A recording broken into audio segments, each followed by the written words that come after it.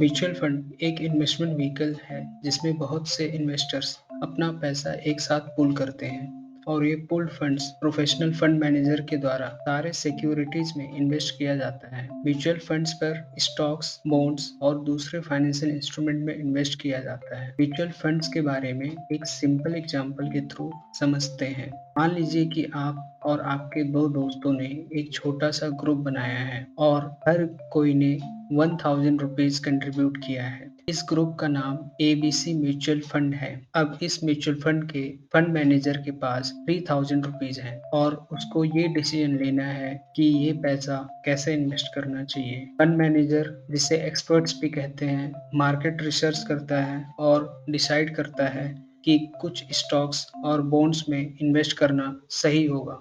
बता दें कि स्टॉक्स कंपनीज के ओनरशिप का एक हिस्सा होता है, जबकि बॉन्ड्स लोन होता है जो इंटरेस्ट के साथ वापस किए जाते हैं। सपोज फंड मैनेजर डिसाइड किया कि 2000 रुपीज को स्टॉक्स में इन्वेस्ट किया जाए और 1000 रुपीज को बॉन्ड्स में। अब जब मार्केट में चेंजेस होते हैं, फंड के यूनिट्स का वैल्यू भी इंक्रीज डिक्रीज होता है। अगर स्टॉक्स अच्छे परफॉर्म करते हैं तो फंड की वैल्यू भी इंक्रीज होती है और अगर बॉन्ड्स से अच्छा रिटर्न मिलता है तो भी फंड की वैल्यू इंक्रीज होगी। हर इन्वेस्टर को फंड के यूनिट्स मिलते हैं जो उनके इन्वेस्ट किए गए पैसों के हिसाब से होती है। ये शेयर मार्केट जैसे ही है, लेकिन जो मिलता है उसको यूनिट्स और NAV में कैलकुलेट किया जाता है। जैसे ही फंड की वैल्यू बढ़ती है या घटती है, वैसे ही हर इन्वेस्टर का इन्वेस्टमेंट भी चेंज होता है। म्यूचुअल फंड्स डाइवर्सिफिकेशन प्रोवाइड करता है और प्रोफेशनल फंड मैनेजमेंट की सुविधा भी देता है। इससे इन्वेस्टर्स अपने पैसे को डिफरेंट एसेट क्लासेस में इन्वेस्ट कर सकते हैं। ये करने से रिस्क को कम किया जा सकता है और पोटेंशियल रिटर्न्स को मैक्सिमाइज भी कर सकते हैं। चलिए और समझने के लिए दूसरा एग्जाम्पल भी लेते हैं। पप्पू, गोलू और अमन 3 दोस्त हैं।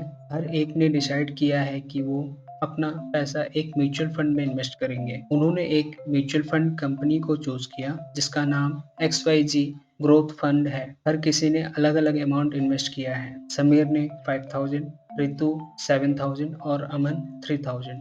अब जब ये पैसा कलेक्ट हुआ तो फंड मैनेजर ने डिसाइड किया कि ये पैसा कैसे इन्वेस्ट होगा। उसने स्टॉक्स, बॉन्ड्स और एक छोटा सा परसेंटेज कैश मार्केट में इन्वेस्ट करने को सोचा। सपोज फंड मैनेजर ने डिसाइड किया कि 60% पैसा स्टॉक्स में, 30% बॉन्ड्स और 10% कैश मार्केट में। फंड मैनेजर ने देखा कि स्टॉक्स का मार्केट अच्छा चल रहा है तो उसने पप्पू का 5000 रुपीज कुछ इस तरह इन्वेस्ट करने को सोचा। 3000 स्टॉक्स में, 1500 बॉन्ड्स में और 500 कैश में। इस तरह गोलू और अमन के लिए भी एलोकेशंस होंगे। जब मार्केट में चेंजेस होंगे तो म्यूचुअल फंड की वैल्यू भी चेंज होगी। जैसे ही फंड मैनेजर स्टॉक्स को बाई सेल करता है, वैसे ही हर इन्वेस्टर का पैसा उनके एलोकेटेड शेयर्स के हिसाब से इंक्रीज डिक्रीज होते हैं। ये जानना सही होगा कि लॉन्ग टर्म के लिए म्यूचुअल फंड्स सही है। इस तरीके से पप्पू, गोलू और अमन अलग अलग अमाउंट्स इन्वेस्ट किए हुए हैं, लेकिन एक कॉमन पूल के थ्रू मार्केट के फ्लक्चुएशंस का बेनिफिट भी उठा सकते हैं। म्यूचुअल फंड्स एक ऐसा मीडियम है जहां स्मॉल और लार्ज इन्वेस्टर्स को एक साथ लाया जा सकता है। तो आज हमने सीखा कि म्यूचुअल फंड एक्चुअली क्या है और ये कैसे काम करता है।